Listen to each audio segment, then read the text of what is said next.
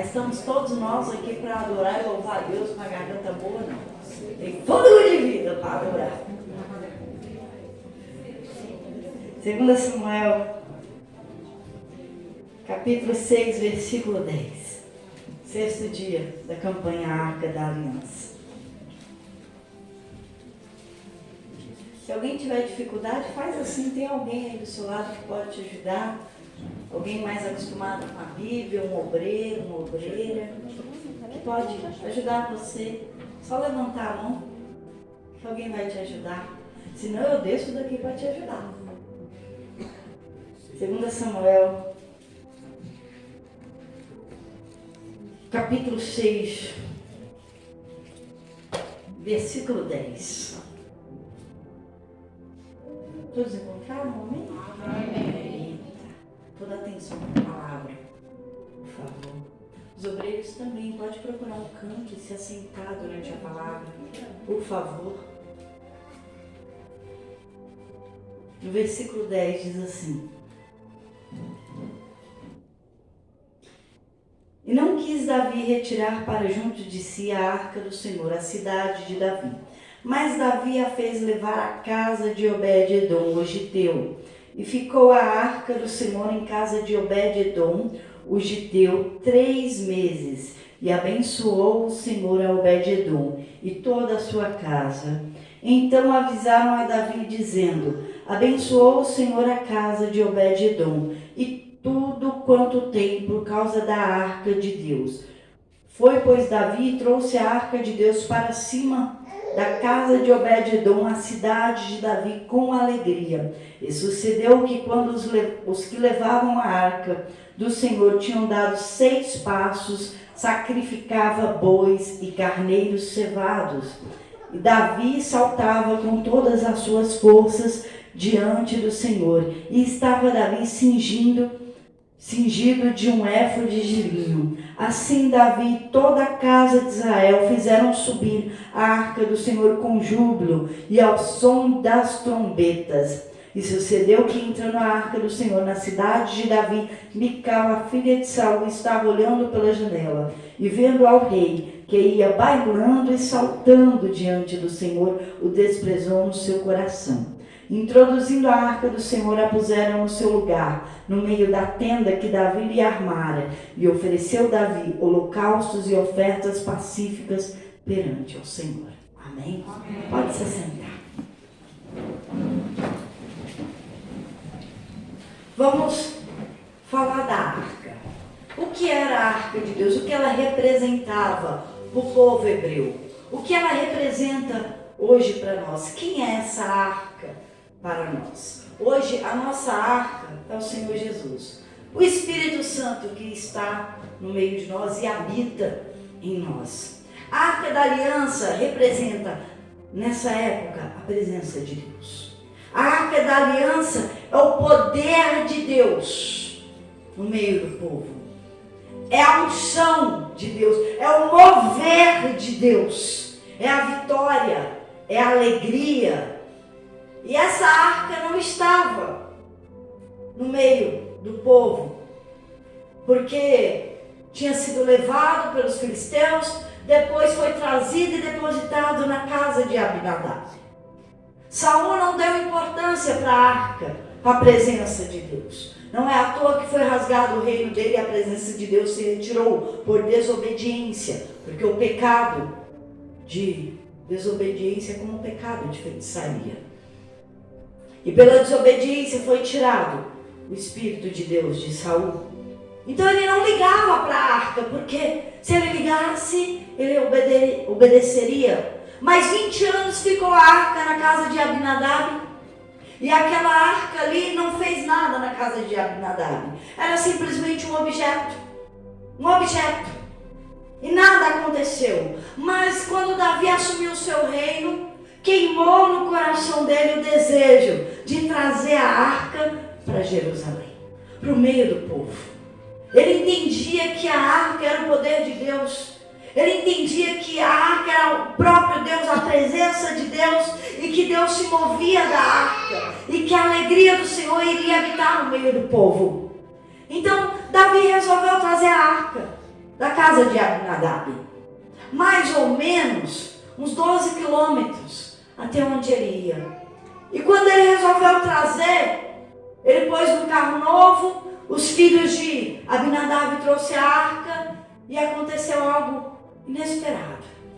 Davi trazia a arca e à frente um filho, Aiô, filho de Abinadab, Uzá ia do lado e Davi ia atrás, pulando, saltando, diz a palavra aqui. Davi e toda a casa de Israel estavam festejando, porque a arca, a presença de Deus, iria para eles. E todo instrumento de música se tocava. Todos tipos de instrumento, de faia, de harpa, de saltério, de tamborim, de pandeiro, de símbolo, aquela festa. E Davi se alegrava. Mas o que aconteceu? O boi tropeçou, o carro de boi pendeu assim para o lado, a arca ia caindo e Uzá colocou a mão, ou as mãos, para segurar a arca do Senhor que ia caindo. E imediatamente diz a palavra que Deus feriu Uzá e Uzá morreu ali. Ali acabou a alegria, ali acabou a festa. Davi entristeceu o seu coração. Acabou. Mas o que aconteceu no meio do louvor? A presença não desceu. O que aconteceu? Se tinha instrumentos para Deus, povo de Deus, e naquele lugar a presença não desceu. O que aconteceu? Que dançava-se para Deus, saltava-se para Deus, Davi, o povo, e a presença não desceu. Ao contrário disso, houve morte e a alegria se foi. É o que diz a palavra aqui no capítulo 6, você vai ler isso. Nem sempre onde houve muito barulho tem a presença de Deus. Nem onde tem louvor, banda, como nós temos também, tem a presença de Deus. Pastor, você era contra o louvor? De forma nenhuma.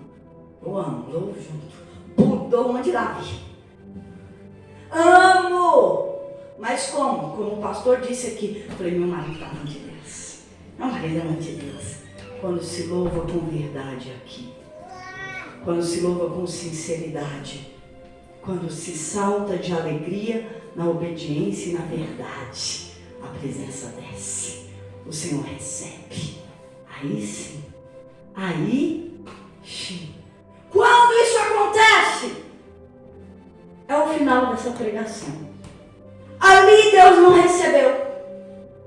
Deus não recebeu o louvor, não recebeu os instrumentos, muito menos a dança. Deus não desceu. Deus desceu para ferir Uzá. Uzá, filho de Abinadab, 20 anos a arca teve na casa dele. E não fez diferença. Tanto faz como tanto fazia. E Uzá, o nome, Uzá quer dizer força. Força. No hebraico, é muito importante que se saiba que o nome tem muito valor. Da onde vem o nome? Também. Se o nome é derivado de alguma coisa, tem que se saber a raiz para entender o texto. Nomes é um poder extraordinário no Velho Testamento. No Velho Testamento. E Uzá quer dizer força.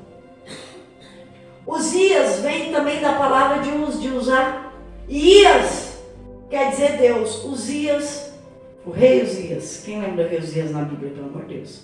Alguém levanta a mão, não me deixe sozinha.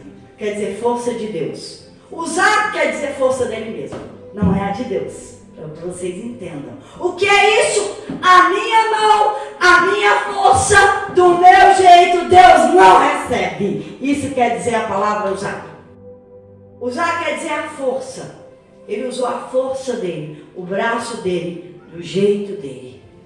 Mesmo que seja para ajudar a obra, ué. A arca não está caindo? Eu não estou pondo a minha mão para ajudar na obra? Deus feriu a Uzá, diz a palavra. Mas está no texto. E ali Davi falou, para tudo. Para tudo. Deve ter algo errado. Deve ter algo errado. Deve ter algo errado. E parando num lugar, procuraram onde deixar a arca. Não podia deixar no meio da rua.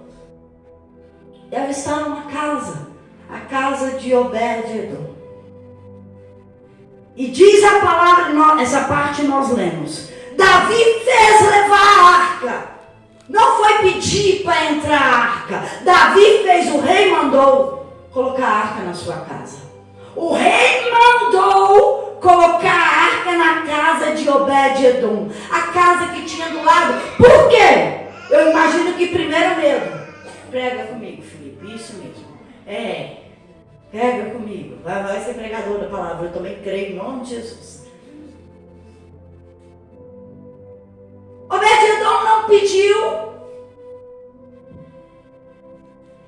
E de repente, batem na porta dele e falam assim: o rei mandou deixar a arca aqui. Estamos deixando a arca aqui.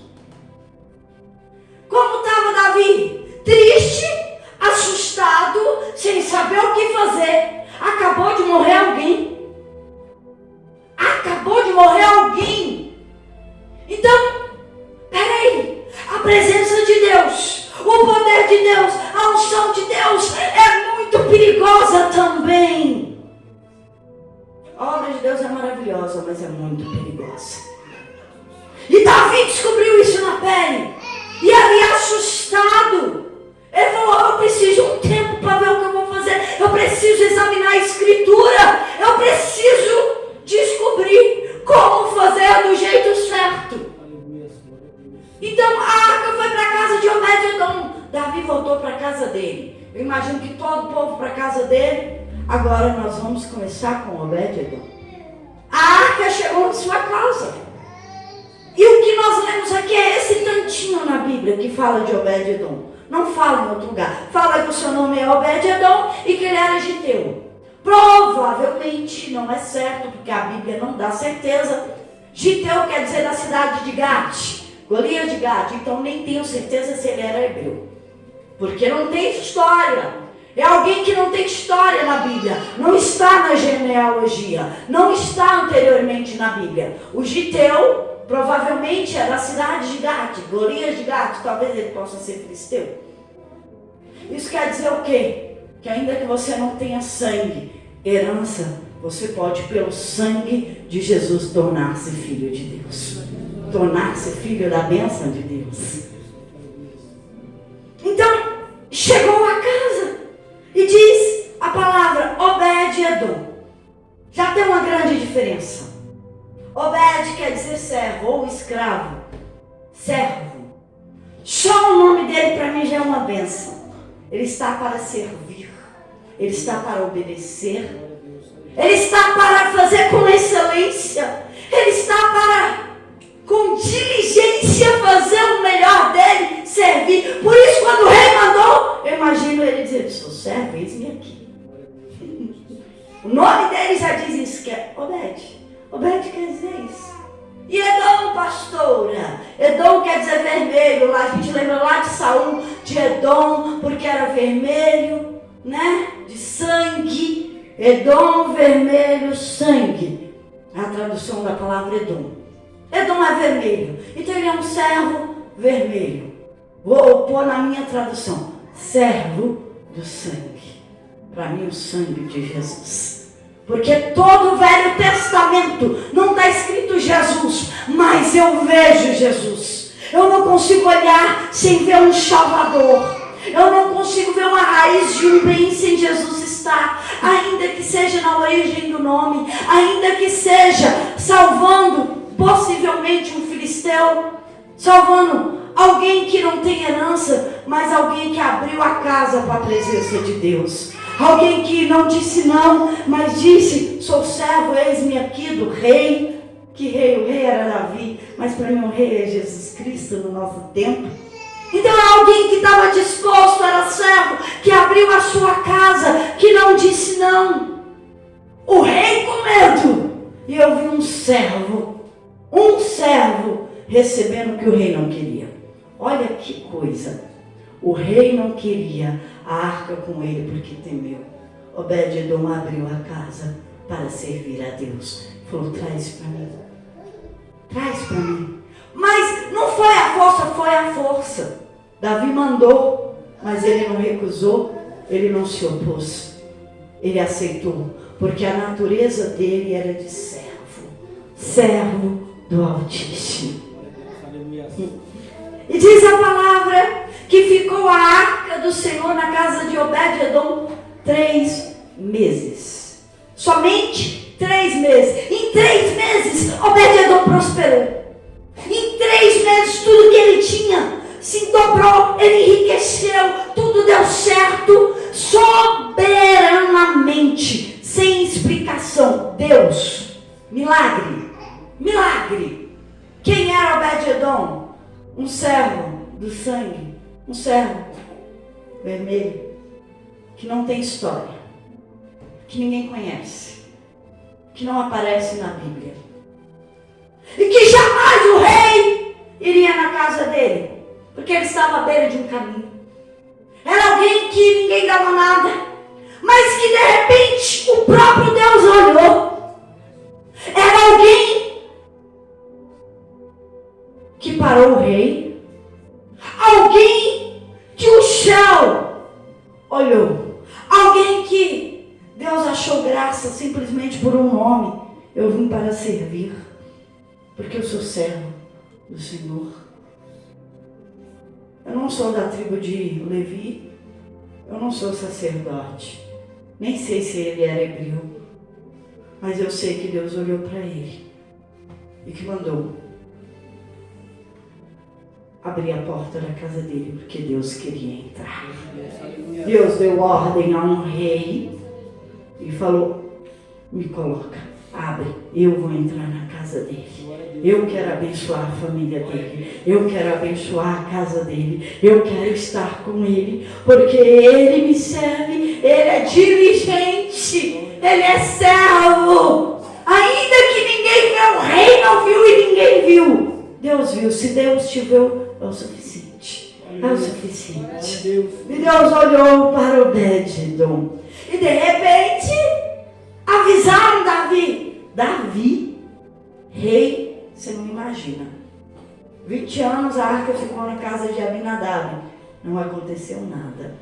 Mas agora, lá na casa de Obed-edom, 3 meses, Deus abençoou a casa dele de uma maneira sobrenatural.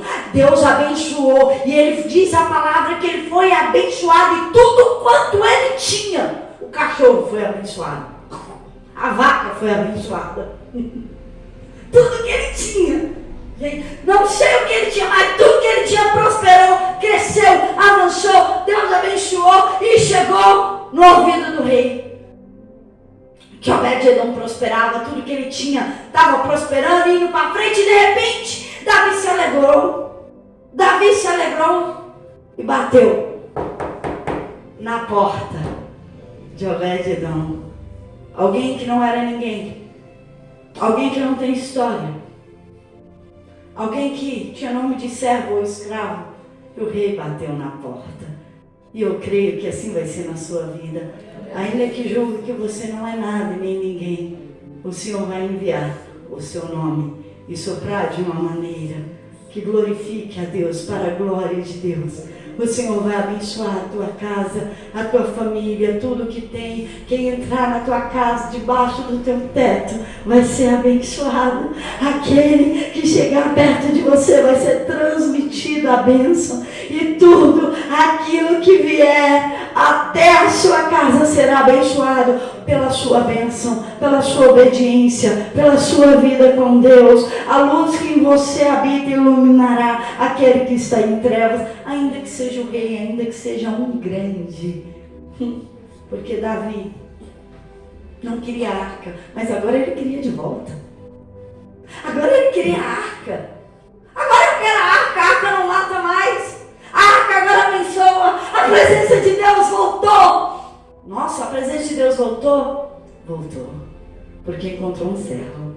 A presença de Deus encontrou pouso, encontrou lugar numa casa de servos, numa casa que não tem história, mas que tem obediência, numa casa que não tem nome, mas uma casa que se serve. Não era um palácio, não era o palácio do rei Davi, mas era a casa de um homem à beira do caminho, talvez idólatra, mas que era sincero e que era verdadeiro. E onde tem sinceridade e verdade, tem a presença de Deus. E Davi decidiu, vamos levar a arca agora tá. Alguém que não tinha história começou a escrever uma história. Obed-Edom, o nome dele está na Bíblia. Deus mandou pôr o nome dele na Bíblia, está escrito aqui. Obed-Edom. Deus entrou na casa dele por 3 meses, o abençoou. Alguém sem história, fazendo história com a ordem de Deus. E eu creio que o que está aqui vai acontecer aí. O que está aqui vai acontecer aí na sua vida. E de repente Davi bate na porta da casa dele e fala, vamos levar a arca. Só que Davi não é bobo, né? Não vamos levar a arca só. Vamos levar aquele que carrega a presença de Deus com ele também. Vamos carregar o Obed-Edom também. Porque não foi a arca. Foi o Obed-Edom? Não foi a arca. Foi quem cuidou da arca. Não foi a arca. Foi aquele que serviu a Deus. Quer dizer o quê? Não é Deus que vai fazer na sua vida. Só Deus sozinho. É a sua obediência. É a sua verdade. É você que servindo a Deus como testemunho na sua casa. Não é você servindo aqui. É você sendo exemplo lá. E se Deus hoje entrar na sua casa, se a presença de Deus entrar na sua casa, como você vai tratar a Deus? Você vai abrir a porta como Obed-Edom? Você vai cuidar como Obed-Edom? Você vai servir? Como você vai ser? Com a presença de Deus na sua casa, fora da casa de Deus. Quem é você lá? O que você faz? O que você vê no Zap? Com quem você anda? O que você fala? Quem são os seus amigos? A sua casa é uma casa de servidão? A sua casa é uma casa de Deus? Como deveria ser? Porque é fácil dizer, eu e o Senhor serviremos a minha casa. Sabe por que muitos não servem eu, o Senhor, em minha casa? Porque não tem obediência. Porque onde tem obediência, tem a bênção do Senhor. Tem a arca da aliança. Tem a presença de Deus. É a presença de Deus. Porque Deus não é injusto. Porque Deus não é injusto. Davi chegou, falou, vamos levar a arca. Obed-Edom tem que ir junto. Porque ele é a presença de Deus junto com a arca. E quando saíram, nós lemos aqui. Davi, eu imagino que já achou o meio. Achou o meio da presença de Deus ser com todo o povo. Não só com Obed-Edom, mas com todo o povo e com ele também. Davi pegou essa arca. E quando a arca era tirada, contava-se 6 passos. Nós vemos aqui. E Davi sacrificava, olha o que diz aqui. Tinha dado 6 passos, sacrificava bois e carneiros cevados. Imagina, ó. Ixi, meu Deus, vai dar lá embaixo. 1, 2, 3, 4, 5, 6. Aqui se mata um carneiro e um boi cevado. Cevado é o melhor, o mais gordo, o mais forte, o melhor que eu tenho. E Davi entendeu que Deus não quer barulho sem sacrifício. Deus não quer barulho sem obediência. Deus não quer louvor e adoração sem sacrifício vivo chamado obediência no altar. Deus não desce com a presença dele. Pode ser emoção, pode ser você, mas Deus não é. E Davi entendeu isso. E Davi sacrificou a cada 6 passos. Gente, se era mais ou menos 12 quilômetros, que seja 10 quilômetros. 10 quilômetros de 6 em 6 passos. Você imagina? cada 6 passos, 2 sacrifícios e fogo consumindo, e a presença de Deus queimando. Mais 6 passos, Deus desceu do céu, aceitando o sacrifício e queimando. Mais 6 passos, e louvando, e adorando, e dançando. Davi dançou tanto que ele perdeu a roupa e nem viu de tanta alegria. Por isso que eu quis ler aquela parte. Davi pulava, a alegria agora é completa, porque agora é fogo de Deus, porque agora é Deus consumindo sacrifício, é Deus a cada 6 passos descendo e recebendo o que ele fazia. Era fogo no meio do povo. Se Salomão fez 1000 holocaustos, quanto será que Davi fez?